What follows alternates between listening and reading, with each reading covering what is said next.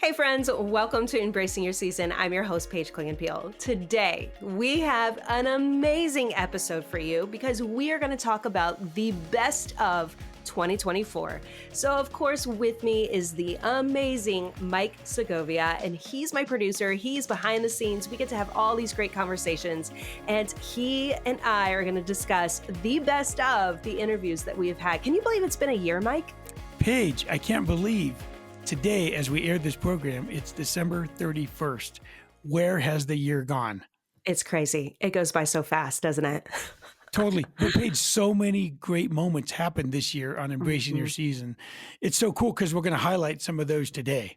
Yeah, I love that. I love that because just like blooper reels, we get to go back and look through all the cool things that God has done, not only for Embracing Your Season, but some of the conversations that hopefully have equipped you and encouraged you both inside and outside your home. And so, yeah, what do we have first? Well, this is amazing. And so all of these shows are the ones, listeners, that you like the most. So Paige and I went through them in our production team, and we picked these out for you. So right now, Paige, we're going to begin with Gary Thomas. And this was it was from episode 35, and it was titled Keys to a Sacred Marriage. So we're going to play some clips now from that interview right now on the best of 2024 of Embracing Your Season. We were taking an Uber to the airport one time, and a woman who had had some marital challenges, I think she was divorced, asked us how long we'd been married, and we'd said over 30 years at the time. And she said, "How do you do it?" And I gave her the most honest one-word answer I could. I said it was God. That for me, my motivation for loving my wife, the power to love my wife, the presence to love my wife comes through God. Recognizing God as my heavenly father-in-law, that my wife is his daughter. You're having 3 children, 2 daughters and a son, knowing how much it means to me when other people treat him well.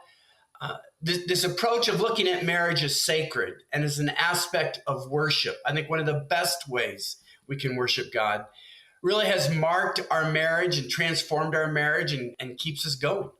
I really believe that 50% of marriage is motivation.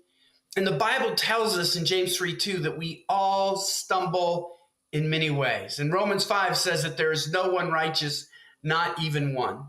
So if you get married hoping that you will never be hurt, never be sinned against, never disappointed, then you don't believe the Bible. Because the Bible tells you you will be. Your spouse will stumble in many ways. But the motivation comes when I love out of reverence for God. God always deserves to be reverenced.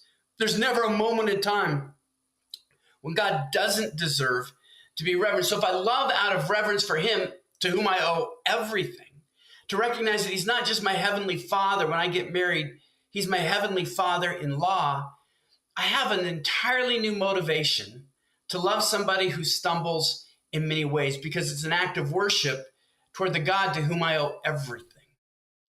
One of the things that I took away from my conversation with Gary was his statement about the heavenly father-in-law.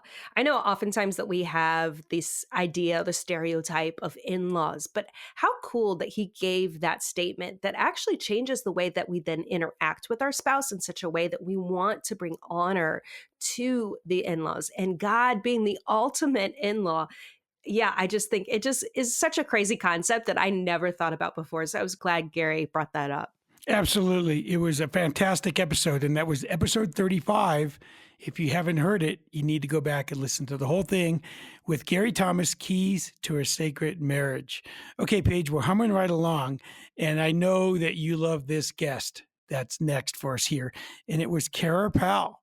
Oh, she was amazing. Yeah. Totally amazing. And this was from episode 2. And this was titled 3 Big Questions That Change Every Teenager. And I know teenagers are dear to your heart, Paige. So Let's go ahead and give these clips a listen right now. You know, what we ultimately want young people to know is that Jesus makes them enough. When it comes to their identity, Jesus makes them enough. Jesus makes them more than enough. Yeah. And I'll just say, Paige, of all 3 questions, this is the question I struggle the most with personally. And it's interesting. I don't struggle with feeling not enough as a leader. I mostly struggle with it as a mom. And I know how I've blown it with my own kids. And I compare the worst of what I know about myself with the best of what I imagine other families and other moms, stepmoms, guardians are providing to their kids. And so, like, one of my daily prayers for myself out of our research is that I would know that Jesus makes me enough. So, you know, that answer is good for 16-year-olds, and it's good for the mom of a teenager and a young adult too, because that's something that I really want to lean into more, Jesus's enoughness. So that's where we landed when it comes to identity.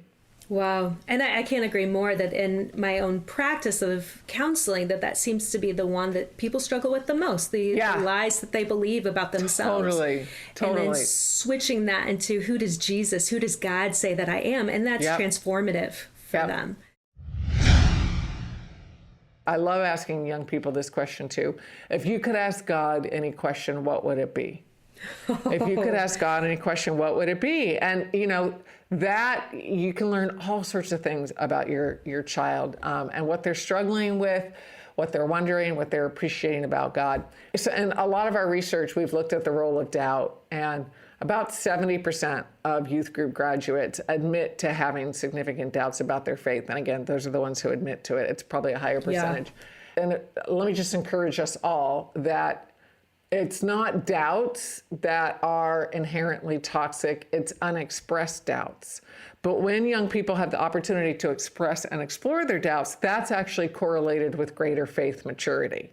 So put more simply, doubts aren't toxic to faith, silence is. Wow. And so how can we, as parents, step-parents, caregivers, leaders, mentors, be a safe place for our kids to talk to us about their biggest questions about God? What I love about Cara Powell, or at least my conversation with her, is that she was speaking directly to me. Obviously, my season of life, I have my teens, and we're going through this desire to build up the spiritual formation in my kids' lives. So she gave such practical tools. But one of the things that she said that really was mind-blowing was doubts are not toxic to faith. Silence is. And so what a good challenge to parents to allow our kids to have those conversations, to ask the questions, to make sure that we're engaging with them so that they feel like they can bring those questions to us. Because faith, relationship with Jesus, the Bible, all of those things aren't just intuitively known. We have to grow in our understanding. And so I thought that was such a powerful reminder that we need to allow dialogue with our kiddos. Absolutely. Again, that was episode 2 with Cara Powell. And 3 big questions that change every teenager. And if you want to hear these shows again, you can listen on Apple Podcasts, Spotify, iHeartRadio, the Homeward channel. They're also on YouTube. So you can see Paige's face and the guest's face and all that fun stuff. It's all fun. It's all fun. So go back and listen to these shows. Just amazing, amazing episodes. If you're just joining us and you're wondering what's going on, you're listening to the best of 2024 of Embracing Your Season. And we're playing some clips and kind of just revisiting the past year of some highlights that Paige had with her guests. So this is a great show. And we're so thankful for all you listeners tuning in all year long and supporting. It's wonderful. So the next clip that we're going to play, Paige, is from episode 12. And it's called What Teens Wish Parents Knew. And it's with someone that you know really well, Paige. I sure do. Who is that guest? This is my daughter, Haley. And I mean, how amazing was this opportunity that she allowed me to bring her on my show and to ask these questions? Because this is tough stuff that she had to be transparent about. And so I love that she was vulnerable and we were able to really dig in, which she did so great. She did great. And it really resonated with the listeners, Paige, because we had a lot of people that downloaded this show and commented on it. So this was one of the best. So let's check out some of those clips right now from your conversation with your daughter, Haley, here on the best of 2024 of Embracing Your Season. For teens, how important do you think it is for their parents to be in healthy marriages or to have healthy relationships? I think it is important because I think that your parents are basically your role models. Like, you look up to them and you're going to look up to their marriage and how they navigate marriage. And it essentially, like, creates peace in the home. So if there's, like, destruction, like, it's Absolutely. You see that. Yeah, and you feel that. Yeah. Right? Any suggestions on how parents can help their kids just open up and share what's going on in their life? I think going back to just listening. Listening helps so much. Like at first, I didn't tell you as much of like things that were going on in my life, but I just started sharing little bits and pieces, and you would listen, and it just, I feel like, built trust over time. Mm-hmm. And so now I'll just talk for hours about just literally anything. Yeah. The best is when it's like 10:30 at night and I'm like ready for bed, and you're like, Mom, let me tell you everything about my day to day. And I'm like, I love this so much, but yet it's But I wanna go to bedtime. Yeah. No, that's great. And so even with like your siblings, for instance, just even listening little bits by little bits, because what I have seen, not only in my own kiddos, but also other kids, is like they want their parents to listen and understand and see them. So they are testing their parents by sharing little bits of piece of information. So I'm going to show you this little bit about what my friend did, and I'm going to see how you respond to that. And if you respond well, then I know that I can trust you to share this little bit more towards you, right? Yeah.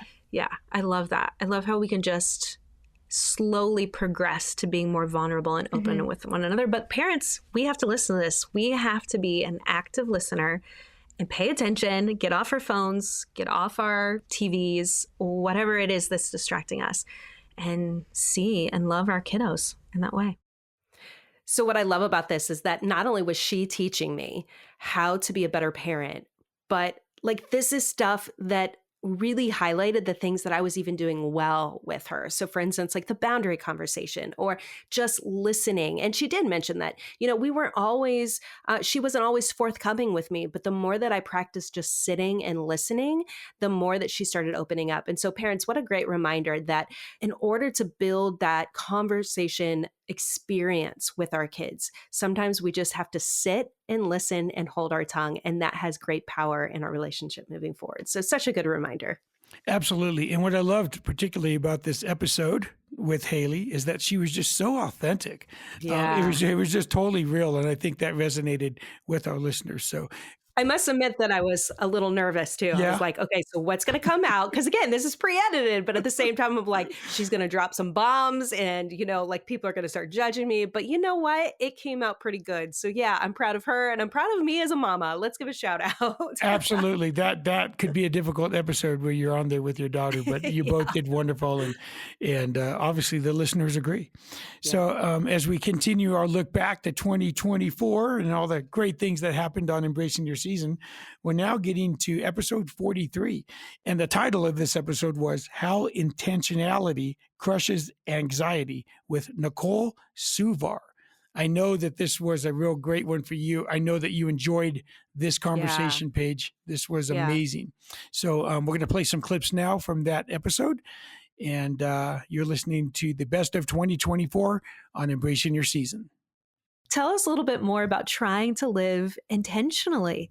Yeah, I think it goes like what I was saying about like that caught in that current, because our days are spent by whatever comes at us, and then that's kind of what we deal with versus planning out like these are the things that actually I want to see happen today. These are the things that have to happen today. Like sometimes it's school things or work things and intentionally building in things that bless our souls, bless others, things that, and weaving those into the things that actually that are priorities, and also filtering out again, like those things that are they urgent or are they not? Are they urgent to somebody else and they're making you feel like it has to be an urgent thing? Yeah. So I think just being intentional with thinking through prioritizing, but I think often, or a big thing for us now is, I'm going to say it, screens. Like, yeah. And I think we all know it, but we just kind of don't acknowledge it, or we're like, oh, nothing we could do about it. And so we have a spare moment and we're like, what do? We pull out our phone and we just scroll and scroll. Oh, look, there went 20 minutes. And suddenly we feel like, oh yeah, I have no time. I have no time to do anything. I'm like, well, you did. You had 20 minutes. Yeah, you sure did. Because you just saw everything on Instagram. Yes. And so I cannot see it. Yeah. And the thing is, it doesn't happen once in a day. Like there are multiple times, and I'm guilty of this too, that there are times that like there's actually large snitches of our day that we have spent wasting Mm-hmm. And I'm not saying like we can't have any of the downtime, but it's almost being more intentional with that downtime that we have. Because if we're just being swept along by whatever comes at us and we're just dealing with whatever comes at us, we're living those series of weeks and months and years of just dealing with whatever comes at us. And what have we lived? I looked at like 7 different areas of our life. Like as I was going through the day, those were different areas that I would be intentional with. So it was the heart, and very much like what you had just said is like beginning with God and just tapping into his word, being intentional with our thoughts, being intentional in our home, not only like how we design our home to be welcoming or safe or with hospitality, or there's a lot of different ways, intentional with our time, with our health, and with our money. So that could be a huge one that could just cause anxiety. Even if somebody who doesn't necessarily struggle with anxiety, that one can be a big one for them. And then also our relationships. So I broke that down into like 7 different areas, and the devotional each has 7 different devotions inside each of those areas. So it could be read as like, oh, I just read one little bit today, or you can like read all about the health chapter, or all about, however you would want to break it down. But I really appreciated when Nicole talked about focusing on choices that have eternal perspective and value. I mean, gosh, what an amazing paradigm for us to look at our days, our calendars, our schedules, even the things that we worry about, and say, does this have eternal value? And how much then that changes the way that we react to them, and just being intentional about choosing our calendar, our schedule, and even the things we worry about, as long as it equates or is in that context or category. I just think that was such an amazing just shift in my mindset that I still continue to practice today. Absolutely. You know, Paige, I was going back and looking at some of your takeaways from these episodes. And one thing that caught me was your first takeaway from this episode, which was this: what is the difference between worry and anxiety? And you said anxiety is an actual medical diagnosis that indicates a chemical imbalance in the brain. And for worry, you said worry and stress are part of daily life, but they don't incapacitate you. So I thought those were really good points and takeaways, Paige, that you took from that conversation. Fantastic interview. You guys, if you missed it, please go back and listen to it. Episode 43, Nicole Suvar, How Intentionality Crushes Anxiety. Okay, next up, Paige, we're going to look back at episode 6, For Parents Only, Getting Inside the Head of Your Kid, with guest Shanti Feldhahn. This was an incredible conversation, and she gave so much great data. It was just amazing. And we're going to play just a few of those clips right now for you to listen to. You guys check it out. This is from episode 6 with Shanti Feldhahn. What we found with the attitudes is that for both guys and girls, those attitudes that make you just want to like scream, those are actually signals of pain. Those are actually signals of insecurity. What you're seeing on the outside is the result of some really deep stuff going on the inside. And some of that are other things that I'd love to talk about here that we covered in the research. But the biggest one is that it actually turns out that it kind of mimics what we found with our research on men and women. Which is that it turns out that in the tendency, again, that 80-20 thing, the tendency is that guys and girls tend to have 2 different sets of primary insecurities running under the surface. And there are different things that are essentially like a raw nerve. Like to some degree, we're all kind of insecure about everything, right? Yeah, sure. But one of the things we found statistically is that what really hits the raw nerve most tends to be different for guys and girls. And those things, when that raw nerve is constantly being hit, it comes out as attitude. One of the things that is a really common kind of question in the heart of women in general, but especially teenage girls especially, is this question of, am I lovable? it's not just, do people love me? It's, am I lovable? Like, am I worthy of being loved for who I am? Wow. And it is a underneath the surface that I can't remember what the numbers are right this second, but from our study of one of our studies of teenage girls, I want to say it was like 92% or something. Like, it was a really, really high number. Wow. The girls say that they're dealing with this kind of on the inside, this, am I special? Am I lovable? Am I beautiful? Like, all these things about me. And let me tell you that the average school environment today is pretty much designed to make that nerve rubbed raw. Like, Interesting. packs of mean girls for the average, 7th grade posse, that is designed to like prick at your nerve of, I must not be special. I must not be lovable. People don't like me. What's wrong with me? Feeling rejected, feeling people talk about you behind your back. Like, all of us as parents, as moms, we remember what that was like, right? It's excruciating. And so it's essentially figure a nerve being rubbed raw, okay, over and over and over and over. And then what happens? You come home and you let it out. You let all that pain out in the one place that you inside are secretly hoping that they are going to love you anyway, and prove that even when you are unlovable, you are still going to be loved, because it soothes that feeling that I must not be lovable. You're letting it out in the one place that you're hoping you're going to be affirmed. What I love about my platform is I get to have guests on that I read their books. I seek their knowledge and wisdom. And so she was able to go over all this data points. But what I walked away with was the fact that our kids, their behavior, their outward behavior is always about what's going on internally. And so her question of what's going on in the heart of my child, think about how transformative that's going to be anytime that we interact with our kid when they have quote unquote an attitude. If we take a step back and just say, okay, this is probably about something else and not just the reaction to my interaction with my kid, like that then transforms the way that I have grace and mercy in my interaction. And so then we get to the core of the issue, which she even went into about how boys and girls have different core triggers that once is addressed, we're able then to really build them up in a healthy way. So such a solid conversation with Shanti. Amazing. Go back and listen to it if you haven't already. And once again, that's episode 6 for parents only, Getting Inside the Head of Your Kid with guest Shanti Feldhahn. Okay, so last but not least, Paige, honestly, there was so many highlights throughout the whole year, but for time constraint, we can only highlight some.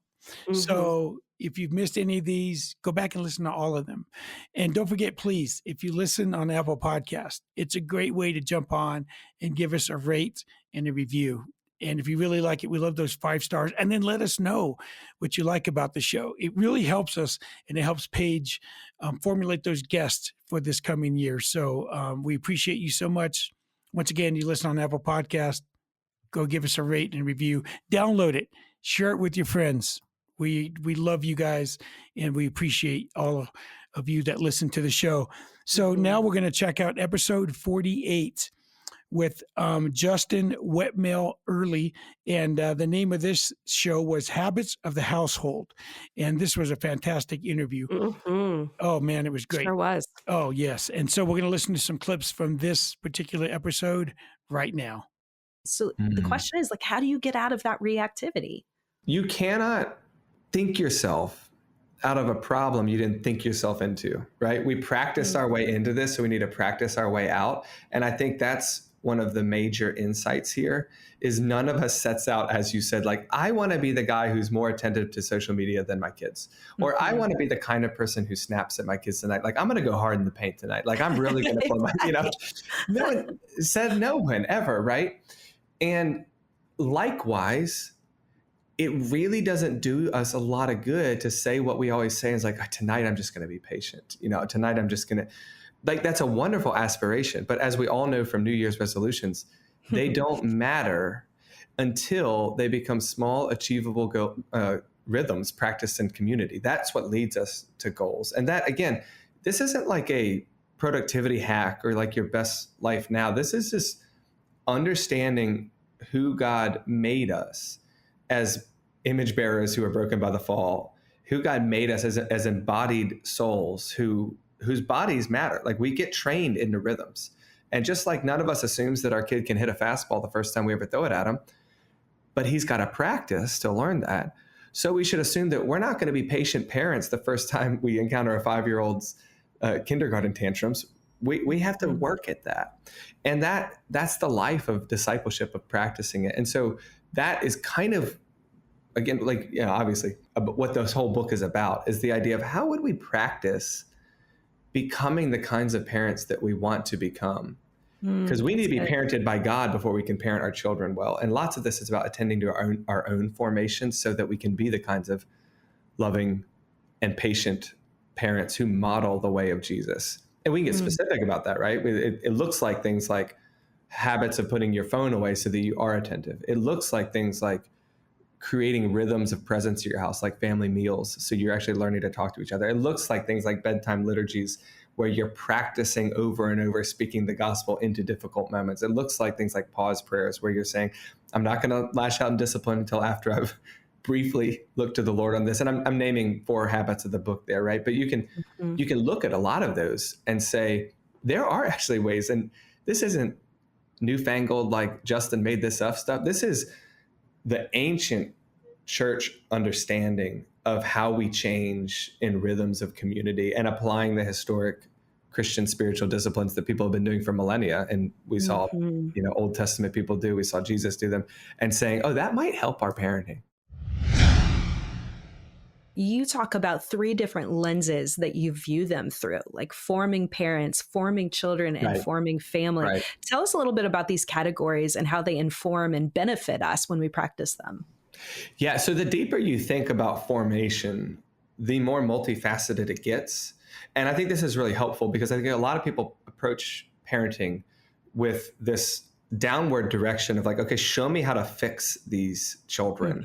And sometimes it might be, show me how to do better as I try to parent them. But the multifaceted nature of formation, I think, helps us to look up and realize that first, we are children of God before we are parents of children.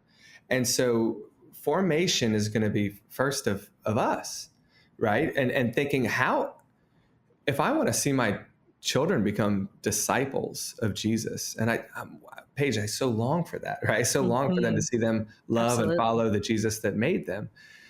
I'm thinking they need to be parented by a disciple. So I need to be following Jesus. That's first and foremost.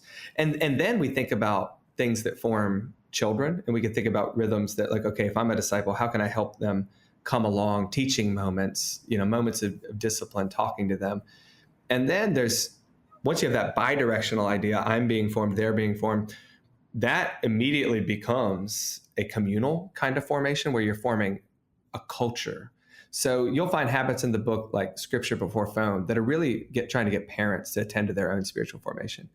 You'll find habits in the book like Moments of Discipline or family devotions that are really trying to teach our children and form them. But then you'll find things like mealtimes, which is really about like, how are we a family? Like, what kind of culture and traditions? Because the habits that we're talking about, once you understand them in a multifaceted way, you start to talk about traditions and culture. And those are all made up of habits, right? Like your Christmas traditions are the things, well, what do we do over and over on that day and in the month leading up to it? And those are wonderful, right? It's the idea that the more we think about the rhythms of the household, the more you see them everywhere. And then you have the epiphany that I had of like, oh, this is why my life looks like this. Because it's all habit. And again, you're not going to think yourself out of habits, but you can practice your way out of them. So Justin's book, Habits of the Household, it's one of those things where we think about habits and how hard they are to maintain. But I love that he switches it up. And it's not so much about creating new habits. It's starting to practice different ways that we interact with our environment, with our families, and with ourselves. That was so transformational for me in the way that I even viewed, how can I implement this in my own home? And so he talks about practice to become the type of parent we want to become. So it's not just the next day you just change your mind and you're going to start being more grace-filled and gentle parenting, right? It's more of the constant practice of that. And that then builds up ultimately the habit and transformation in the way that we parent, in the way that we have our marriages, and even in the way that we experience God. And so I love the idea of just transform your practices that then transforms the way that you interact with your environment. Great stuff. Justin Whitmill Early, episode 48, Habits of the Household. Check it out. You would not be disappointed. Okay, Paige, man, so many great things, again, happened in 2024 here on Embracing Your Season. And what are some of the themes that you would like to share with us from this past year and from these episodes and the guests that you had conversations with? Yeah. So there was a couple of things that came to mind when I was just really looking over the last year, and just the blessings of talking to all these experts was just really powerful for me in my own marriage, in my own parenting. And so a few of the things that I really took away was one, just the power of relational moments. So it's not really transforming all of my relational interactions, but just being conscious of how can I make moments happen, whether it's moments with my husband, intentional moments with my kids, being really set on making sure I'm having moments with God. All of that becomes, again, just like my conversation with Justin, it just starts becoming a practice, which then becomes a rhythm, which then becomes a pattern. So just making sure that you're really focusing on how to make relational moments happen each day. So that was the number one. Then another one that really stood out too, and this word has been used a lot just throughout interviews that I've noticed, is just intentionality. So making sure that we are setting priorities. When we set the priorities, then that transforms the way that we set our calendar. Oftentimes, we're just reactionary with our calendar. We're just adding things to do. But the reality is we allow our calendar to dictate our day. What we need to do is switch that up and say, what are my priorities? My kids and my relationship with them is a priority. So how am I intentional about making sure that happens? And so what that looks like for me now is making sure that I have time in the evening when all the activities are done and we just sit and be still with one another. With my husband, I got to make sure that I am really investing in opportunities to have conversation with him. Sometimes they are in the carpool line. Other times it's over dinner. Sometimes we have to be intentional about setting up a date night once a week. But the reality is that I need to be in control of my calendar and not allow my calendar to control me. So those are some of the things that I've taken away this year. Ooh, that's good. Paige, as we flip the calendar tomorrow, January 1st, 2025, I think it's going to be an exciting year. So what are some things that our listeners can look forward to from your show, Embracing Your Season, in 2025? Yeah, well, what they can always look forward to is authenticity. We're always going to be bringing the truth. We're going to be addressing the things that you're curious to know more about. And it's always going to be about encouraging and equipping. That's literally what I feel like the Lord wants this podcast to be about, is because, friends, we all are in different seasons, but that season doesn't have to be so confusing and frustrating. Instead, we can find wisdom and resources. And there's so much out there.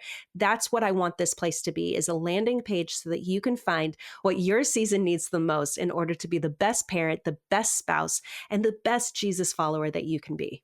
Oh, I love it. That's Embracing Your Season. More great episodes dropping every Tuesday in 2025. So make sure you check us out on Apple Podcasts, Spotify, iHeartRadio, or wherever you get your shows. Paige, thank you so much for having me on today to take a look back with you in 2024. I really enjoyed it. Yeah, well, Mike, you are always the best. I appreciate you and Ariel, all the producers. You guys are phenomenal. Thank you for all your efforts. And people don't always get to see that. So now I get that opportunity to just give you a shout out for all the work that you do. Now, listeners, thank you again so much for listening and leaving a review and following and sharing it with people. Because again, my only desire is to encourage you all so that you can be equipped in the season that God has you in right now. And I just want to say a huge blessing over your 2025. I just love the verse from Philippians where it says, the peace that transcends all understanding may guard your hearts and minds in Christ Jesus. So join us in 2025 as we bring another amazing year of conversations on embracing your season.